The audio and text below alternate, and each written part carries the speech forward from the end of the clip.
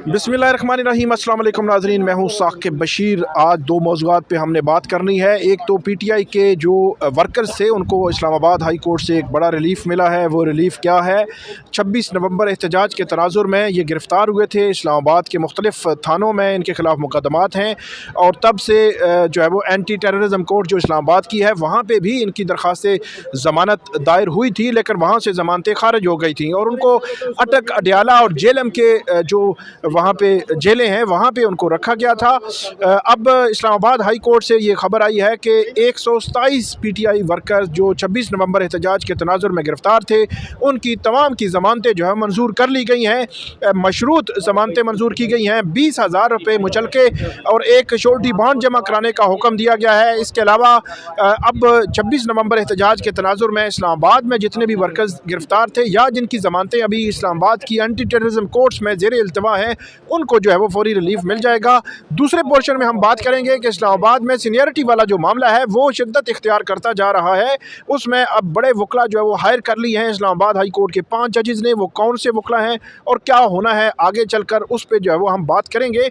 मेरे साथ मौजूद हैं इस वक्त सीनियर वकील हैं अली बुखारी साहब, इमरान खान की लीगल टीम का हिस्सा हैं और आज इस ख़ास तौर पर जो ज़मानत के केसेस थे इनमें पेश हुए थे कायम मकाम चीफ जस्टिस सरफराज डोगर और जस्टिस मोहम्मद आसिफ, जो 20 जनवरी को जो है वो बतौर एडिशनल जज तैनात हुए। इस्लामाबाद हाई कोर्ट उनको लाया गया, वो बलोचिस्तान हाई कोर्ट में थे, ट्रांसफ़र होके आए। इसी तरह जो जस्टिस सरफराज डोगर हैं वो भी लाहौर हाई कोर्ट से ट्रांसफ़र होके आए हैं। आज उनके सामने ये दरख्वास्तें लगी हुई थी। 120 से ज़ायद केसेस बताए गए थे, 127 केसेस। तो 1 बाई 1 अदालत ने शुरू में तो कहा कि हम 1 बाई 1 ये केस सुनेंगे, लेकिन जब दूसरे या तीसरे केस की बारी आई तो उसके बाद अदालत का मूड भी बदल गया और सामने खड़े वकला का मूड भी बदल गया। तो पता करते हैं अली बुखारी साहब से ये मूड कैसे बदला। अली बुखारी साहब, पहले तो जज साहब ने कहा एक एक को सुनेंगे, बल्कि उन्होंने खोलना शुरू किया किस पे क्या इल्ज़ाम है और किस तरह का इल्ज़ाम है, और उसके बाद अचानक जो है वो माहौल बदल गया। जी, बिस्मिल्लाहिर्रहमानिर्रहीम, अल्लाहुम्मा सल्ली अला मुहम्मद वाले मोहम्मद। साकिब भाई, बहुत शुक्रिया आपका जी। सबसे पहले तो मैं तमाम पाकिस्तान को, तमाम पीटीआई वर्कर्स को और जो इमरान खान से प्यार करने वाले लोग हैं उनको मुबारकबाद पेश करता हूँ जी कि अल्लाह तबारक ताला की आज बहुत बड़ा करम किया उन्होंने।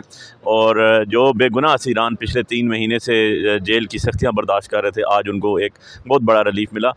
साकिब भाई, आपको पता है कि इनकी बेलें जो हैं वो पहले एंटी टेररिस्ट कोर्ट से और उसके बाद जो ट्रायल कोर्ट थी, दूसरी ऑर्डिनरी कोर्ट, उनसे रिजेक्ट हो चुकी थी।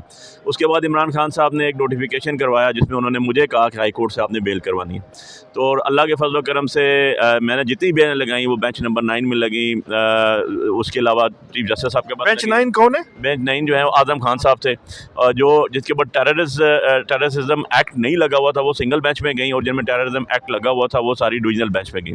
तो अल्हम्दुलिल्लाह जी, मेरा 100% रिजल्ट रहा और अल्हम्दुलिल्लाह जो सिंगल बेंच में थे, कल भी आपने देखा और इससे पहले भी सबकी सिंगल बेंच में कितने लोग थे? सिंगल बेंच में हमने पहले जी 40 प्लस जो है उनकी ज़मानतें करवाई, और उसके बाद क्योंकि वो ऑर्डर एक आ गया, फिर उसके बाद लोअर कोर्ट ने भी जो लोग थे उनको रिलीज़ करना शुरू कर दिया। 40 प्लस यहाँ पे सिंगल बेंच इस्लामाबाद जो मैंने करवाए थे जी। तो 127 थे, ये एंटी टेररिस्ट कोर्ट वाले थे। इनके आपको याद होगा तो लास्ट डेट ऑफ हियरिंग पे मैंने थाना अपारा की जो FIR थी उसमें थॉरली आर्गूमेंट्स कर दिए थे, प्रोसिक्यूशन ने भी कर दिए। और जज साहब जब ऑर्डर करने लगे तो उसके अंदर प्रोसिक्यूशन ने कहा जी कि 20 तारीख के लिए बाकी पटिशन भी हैं, उनको भी क्लब कर दें। और आज मेरी अपनी 8 पटिशन्स थी जिसमें बहुत ज़्यादा बंदे थे, ऑलमोस्ट मोर देन 100 के करीब बंदे थे। 110 बंदे थे हमारी सारी पटिशन्स में। टोटल 127 में से 115 बंदे जो हैं वो मेरी पटिशन्स में थे। उसके अंदर जो है बेल जब आर्गू हुई तो आपने देखा होगा कि जज साहब ने, ऑनरेबल डिवीजनल बेंच ने सबसे पहले मुझे कहा कि जी आपकी बेल तो लास्ट टाइम आर्गू हो चुकी थी और आपकी बेल तो बड़ी क्लियर और ट्रांसपेरेंट बनती थी। जिसके ऊपर प्रोसिक्यूशन ने कहा जी बाकी केसेस भी हैं, जिसमें उन्होंने कहा सारे टेकअप हम इकट्ठे कर लेते हैं। तो पता चला कि सेम एलिगेशन, सेम लोगों पर सारी चीज़ें आई हुई हैं। और आपको बताऊँ कि कानून की धज्जियाँ कैसे उड़ाई इन्होंने, पुलिस ने इस्लामाबाद कैपिटल टेरिटरी के अंदर।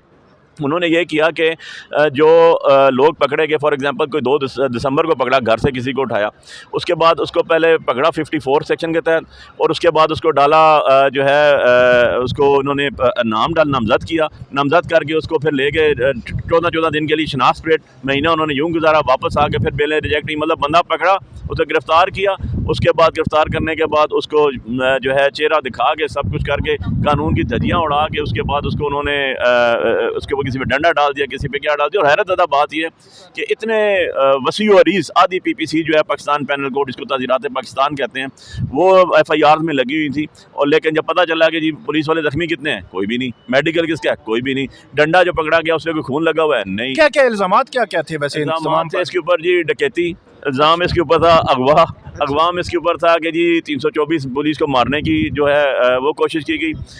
इसके अंदर 188 जो है वॉलेशन, वो 353 लगाई गई थी, 186 इसके अलावा डकैती, रॉबरी, मतलब जो PPC थी वो सारी की सारी लगाएगी। साथ एंटी टेररिस्ट कोड की सेक्शन 21, 7, 21D ये सारी इसके अंदर लगाई गई थी। लेकिन पेपो एक्ट जो लगाया गया नया, वो लगाया गया।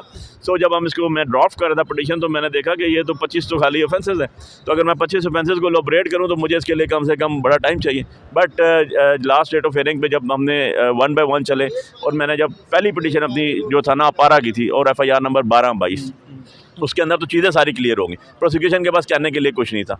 इसलिए आज जो सबसे इंटरेस्टिंग चीज़ है वो ये है कि थाना अपारा, थाना सेक्रेटरीट की दोनों FIR 26 नवंबर की, थाना कोसार, थाना रमना, थाना कराची कंपनी, थाना मरगला, थाना कोसार, सब के लोग जितनी बेल थी सारी की सारी वो क्लब होके सारी की सारी एक्सेप्ट होंगी।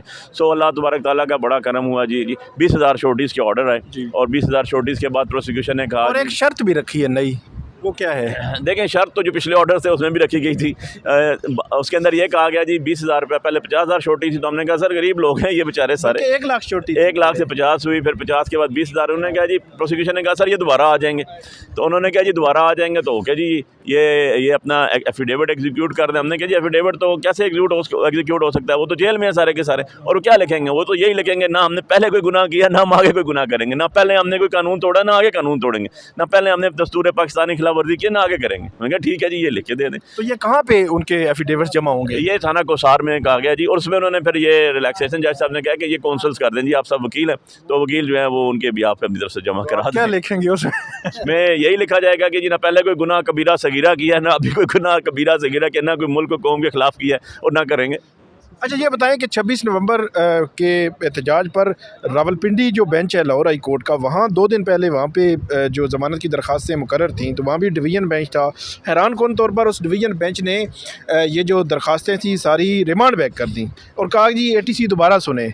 तो यहाँ अब इस्लामाबाद में PTI के कोई वर्कर्स ऐसे हैं जिनकी अभी ज़मानतें नहीं हुई 26 नवंबर के? देखें बहुत से लोग हैं जिनकी ज़मानतें अभी तक नहीं लगी, जो किसी न किसी हवाले से किसी का वकालतनामा नहीं आया, किसी ने अप्रोच नहीं किया। लेकिन क्योंकि ये माइलस्टोन जजमेंट आ चुकी है, इसके अंदर सबकी ज़मानतें हो चुकी हैं, अब आप रूल ऑफ कॉन्स्टिट्यूंसी पे लो कोर्ट्स में लगाएंगे, ट्रायल कोर्ट्स में लगाएंगे, तो वो मैंडेटरी रिक्वायरमेंट हो जाएगी कि उनको बेल देंगे। बाकी जो पिंडी बेंच का ऑर्डर है उसका सवाल तो आपको पिंडी के जो बेंच था डिवीजनल बेंच, उसी से लेना चाहिए कि हमें भी इतना अरसा हो गया क्रिमिनल प्रैक्टिस करते हुए, आप लोगों को भी कवर करते हुए टाइम हो गया कि बेल्स पे डिसीजन होते हैं, बेल्स पे रिमांड क्या करना आपने। अगर नीचे गलत फैसला उन्होंने किया था और ऊपर अगलों का राइट बन रहा था तो आपको बेल देनी चाहिए थी, ना कि उनको और 10 दिन के लिए आप अंदर कन्फाइन करने के लिए बैठ जाएं। ऐसे नहीं होता। अगर अदालतें इंसाफ देना ही ख़त्म हो जाए तो यहाँ आएगा कौन?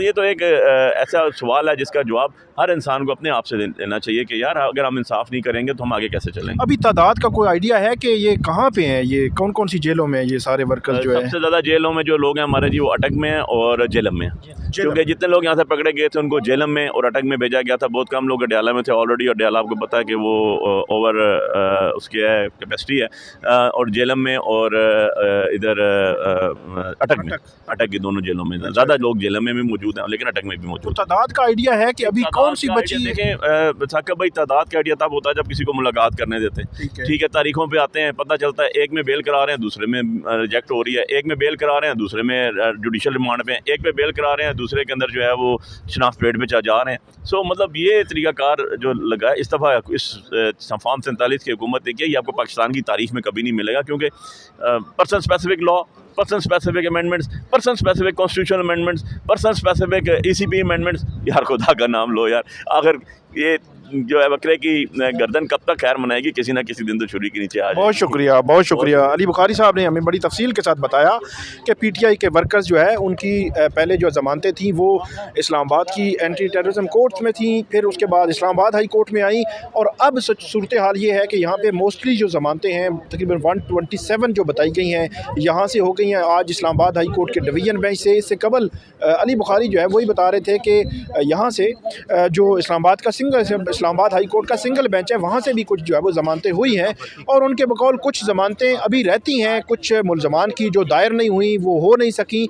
लेकिन क्योंकि कानून बड़ा वाज़े है कि जब एक केस में मुलज़मान की ज़मानतें हो जाती हैं कि उसी बुनियाद पर बाकी मुलज़मान की ज़मानतें भी हो जाती हैं। तो अब एक चीज़ जो है वो प्रेसिडेंट जो है वो बन गई है कि आप एफिडेविट दें। यहाँ पे ये कहा गया कि एफिडेविट देंगे मुतलका पुलिस स्टेशन में और ये बताएंगे कि आइंदा वो ऐसा जुर्म नहीं करेंगे, ये लिखेंगे, और उसके बाद उनको जो है वो रिहा किया जाएगा 20,000 रुपये मुचलके, एक छोटी, और तमाम की रिहाई जो जज हैं कायम मकाम चीफ जस्टिस उनकी जानिब से कहा गया कि आज ही ये सारा प्रोसेस मुकम्मल करें और आज ही उनको जो है वो रिहा करें।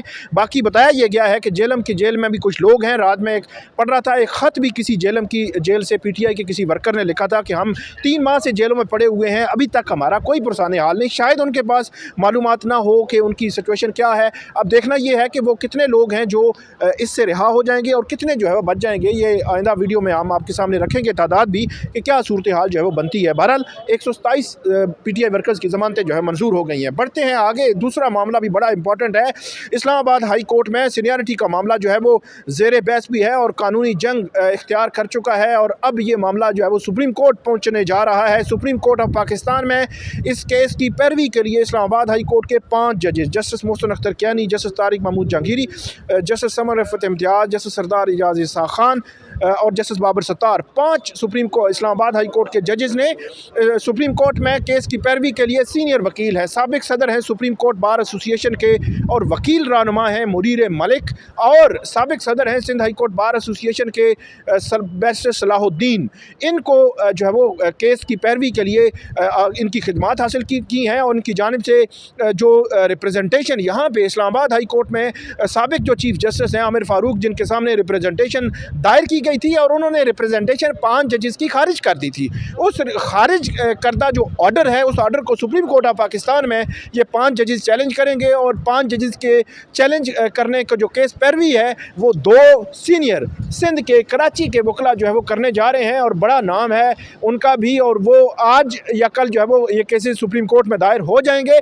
इसमें जो बुनियादी पॉइंट है वो वही उठाया गया है कि सीनियरिटी के लिहाज से अगर एक जज कंसेंट देकर एक हाई कोर्ट से दूसरी हाई कोर्ट में जाता है तो उसकी सीनियरिटी जहाँ पे वहाँ अगली हाई कोर्ट में सीनियरिटी ख़त्म हो रही है वहाँ से आगे शुरू होगी, ना कि वो जो है वो सीनियर जो है वो बन जाएगा और उनको दोबारा से हलफ भी लेना पड़ेगा। आर्टिकल 200 और आर्टिकल 194 इसके हवाले से ये बताया गया कि वहाँ पर उसकी तशरीह जो है वो ज़रूरी है, और ये मामला जब सुप्रीम कोर्ट ऑफ पाकिस्तान में जाएगा तो सुप्रीम कोर्ट में भी ये मामला आइनी बेंच के सामने जाएगा, आईनी बेंच ही सुनेगा, आईनी बेंच इसको तय करेगा।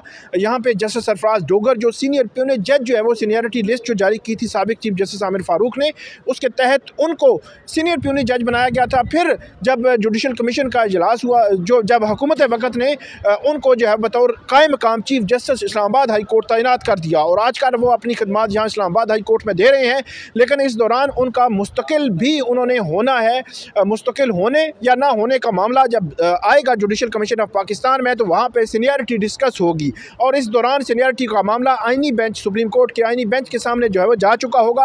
एक बड़ी अहम बात यह है कि हुकूमत वक़्त ने जब वजारत कानून की जानिब से नोटिफिकेशन जारी किया गया था तो उस नोटिफिकेशन में हुकूमत वक़्त की जानिब से ये नहीं बताया गया था कि इसमें जो सीनियर प्यूनेट जज का जो है वो नहीं लिखा गया था जस्टिस सरफराज डोगर उनके साथ। लेकिन जब बलोचिस्तान हाई कोर्ट के चीफ जस्टिस के लिए कायम मकाम चीफ जस्टिस बनाए गए तो वो क्योंकि सीनियर प्यूनेट जज थे तो उनके साथ सीनियर प्यूनेट जज ही लिखा गया। तो इसका मतलब ये है कि हुकूमत भी कहीं ना कहीं ये समझती है कि ये मामला अभी अंडर डिस्कशन है, इसको तय होना है कि ये सीनियर प्यूनेट जज हैं या नहीं है। सीनियरिटी का मामला अभी तय होना है और उसके बाद ही कायम मकाम जो चीफ जस्टिस हैं वो मुस्तकिल chief justice Islamabad high court होंगे। तो ये एक कानूनी महाज खुल गया है। अब देखना है कि इस कानूनी महाज पे ये मामला कहाँ तक जाता है। आपको हम अपडेट करते रहेंगे, हमें फीडबैक दीजिएगा। अल्लाह हाफिज़।